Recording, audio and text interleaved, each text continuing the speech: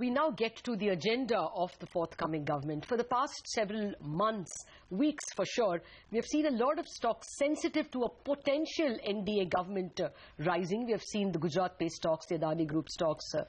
We have seen power-based stocks rising in anticipation that the 24/7 that Gujarat has been able to manage in power could be replicated. But the big boy in the entire Sensex or in the markets itself is the banking space, notably the PSU banks. What would a potential NDA government mean to this space, the PSU banks in particular, is the question we are asking today. What do we know about, say, the NDAs or the Narendra Modi's way of tackling finance issues, and therefore what can we expect? How will we expect banks to fare if an NDA government comes to power? That's the big question we're asking, and joining us is Mr. S.S. Mundra, the Chairman Managing Director of Bank of Baroda. Deliberately Baroda, we assume that he knows more about how the Gujarat government is handling these issues. Vishal Goyal, the expert who tackles banking stocks at UBS, and Professor T.T. Rammohan, Professor of Banking and Economics at IIM-Ahmedabad. Well, again, Ahmedabad, the choice is deliberate. Why not start with you, Professor? What is it that you know about Modi's tackling of finance or NDA's tackling of finance? What would be the first thing you may expect him to do if he comes to power with respect to PSU banks? Well, I think to begin with, it's well to realize that it's not as if Mr. Modi has a magic wand for all the ills that face the Indian economy. So far as banks are concerned, or public sector banks are concerned, there are one or two things which he did in Gujarat which may work to the benefit of public sector banks. One of the first things that he did on becoming chief minister was to get the politicians out of bank boards. And it's possible that he may attempt to do likewise with central public sector enterprises, including public sector banks.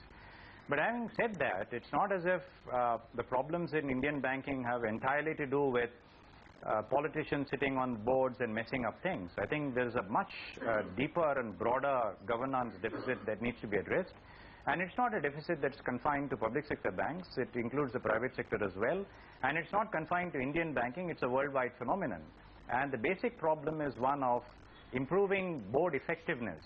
And there is only so much the government can do. They need to work closely with the regulator, RBI, in trying to bring about boardroom reform.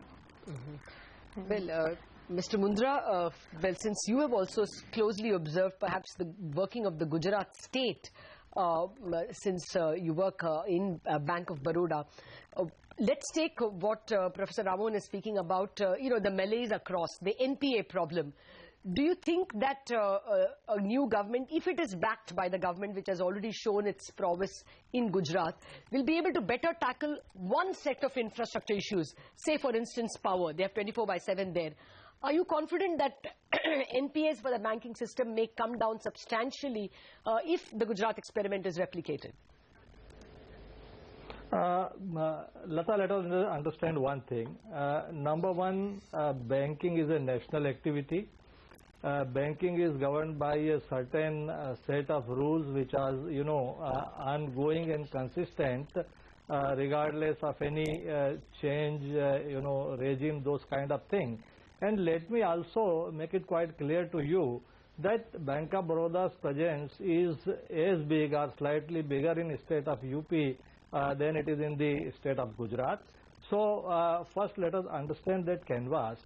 And yes, as Professor Rammohan also mentioned, the issues related to banks are well known.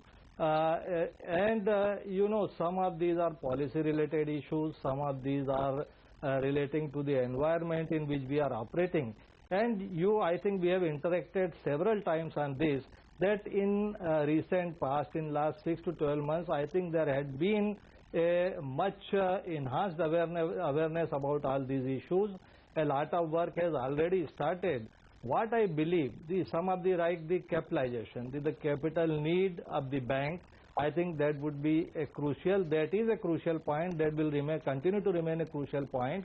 And yes, the situation has come today while the NPA problem is there, we have discussed, but I think there is a lot to do about what happened post 2008, how the infra was a sunshine sector, how the public sector banks came forward in that period of stress, kept the economy going.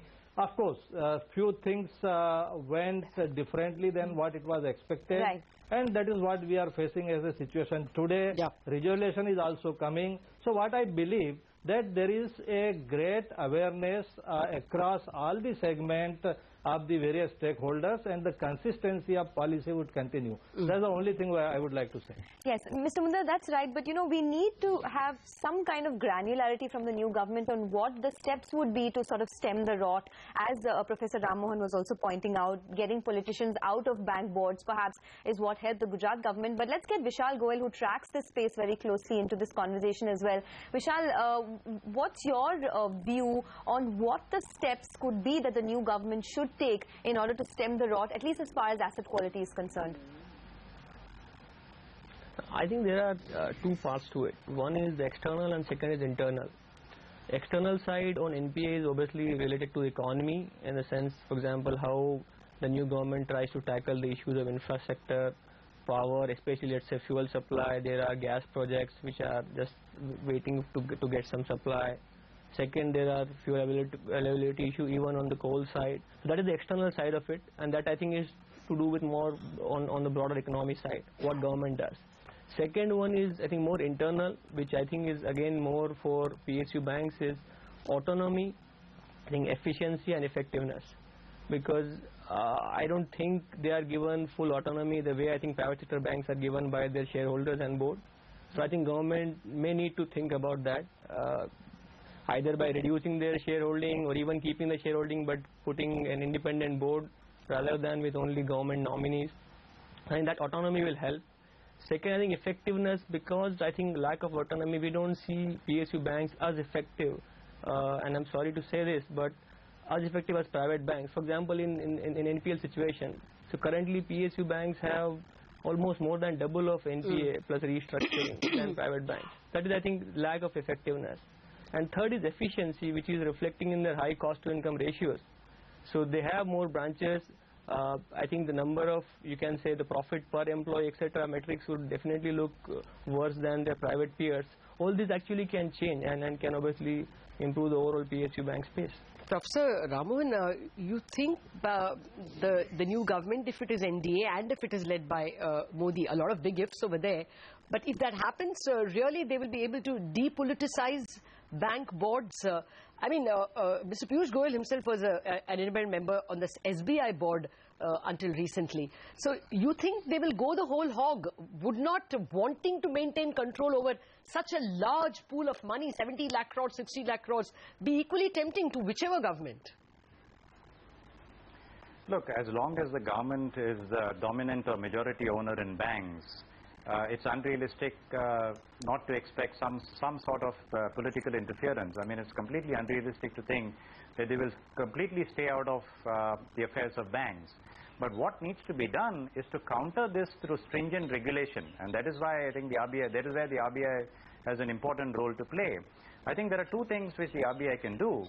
One is to lay down very stringent fit and proper criteria for membership of bank boards, which will be applicable to anybody who wants to come to a board. So it's okay to have a politician on the board as long as he or she meets fit and proper criteria. And the second thing, which I mentioned, is that you need to address the issue of board effectiveness or boardroom reform. There are one or two things that you need to do there. You need to substantially diversify the composition of bank boards. It should not happen that bank boards are constituted entirely by management or the promoter. You need to bring other stakeholders into the picture in the composition or constitution of bank boards. So let's have representatives for employees, that's already there in public sector banks, and let's also give a say to minority retail shareholders and also to foreign institutional shareholders. So once you limit the number of directors which the promoter, including the government, can put on the board, I think you've gone a long way towards boardroom reform. That is what will help. So boardroom reform or board effectiveness as a counter to any attempts at political interference. But won't that require amendment of Bank Nationalization Act? I mean, nobody can rightfully get into a bank board. This is only something which the Reserve Bank can maybe enforce through fit and proper rules. But the voting cap, I mean, representation on the board is not linked to the amount of shares you hold at all under the Bank Nationalization Act, isn't it? Well, yes. I mean, my understanding is that the government has the right to appoint between 2 to 5 directors. And as a matter of self-restraint, the government can choose to limit the number of directors that it puts on the boards in consultation with the RBI. So you don't have to use up your full quota of 5.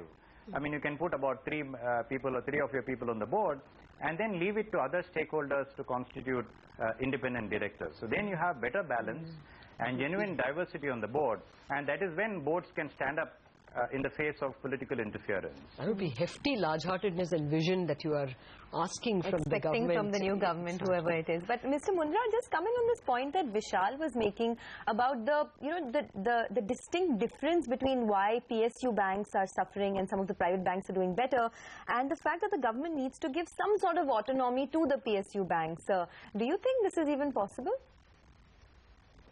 No, in fact, I wanted to basically specifically touch upon those points only. So let's come to the first point of the autonomy. I think almost 5-7 years back, this whole thing was reviewed, and there is a huge misconception that there is no autonomy for the public sector bank to function, and probably each business action which they take is directed from somewhere. I think it is a completely myth. There is a functional autonomy to the board. I would say that ownership, the performance is almost ownership neutral. And to believe, it has become a very common term to say that the politicians are put on the board. If you look at the entire regulation in this and the composition, the people who come, they represent a certain sector. And as far as the Bank of Baroda is concerned, I can always say that Bank of Baroda had always been very lucky to get very right kind of people on the board, and they have guided the bank very well. Now, coming to what my friend was mentioning, that the private sector banks enjoy a lot of autonomy and public sector banks don't have autonomy. I would just like to say, let's go back to 2 years back, and in a complete free capitalist economy, when the banks were enjoying a complete autonomy, where that autonomy has led us to. And it led us to a situation where government was forced to take the control, become the majority shareholder. I think it is a better option that the ownership of the government comes through a legislation in a normal business scenario, rather than trying to become, reaching to a situation where they have to take the forced autonomy, forced ownership. And I think cost to income ratio also, I would ask that let us, relook at the figures. There is not a significant difference between the cost to income ratio of a bank of high size or a large private sector bank. Mr. Mundra, we are not getting into a competition on that front at all. We are only looking at whether, from what we know of Modi's and the BJP government's functioning, whether we should expect and what we should expect if they were to come to power. Vishal, would you tank up on PSU stocks? Going by what Professor Rammohan is telling us, that Modi very successfully removed politicos from Gujarat state-owned company boards and therefore made for their more professional running. Would you tank up on PSU banks if you were reasonably clear on May 16th that it's a Modi-led or an NDA-led government? So I think on May 16th we'll take this call, but from what you're saying, for example, in case an NDA government comes on May 16th, I think it makes sense to buy PSUs. Okay. Professor Rammohan, just one final question. You've been through several cycles of the government and you've seen the way the banking sector has performed. Typically, when a new government comes to power, whoever it is, how much time does it really take for the new policies to be put in place, and how much time realistically do you think it will take for the new government to stem the problems in the banking sector, such as asset quality, etc.? Well, it's going to take a fair bit of time. There are two things that you need to do immediately. One is that some sort of bank restructuring of debt has to happen. And you know that in a public sector context, this is not easily accomplished, especially given the sensitivities today about crony capitalism and so on. That's not going to happen easily. But even if that is done, the second thing that you need to do is that fresh funds have to flow into the infrastructure sector. And for that to happen, the capital levels of banks have to be improved. So recapitalization of banks, which is a huge challenge in itself.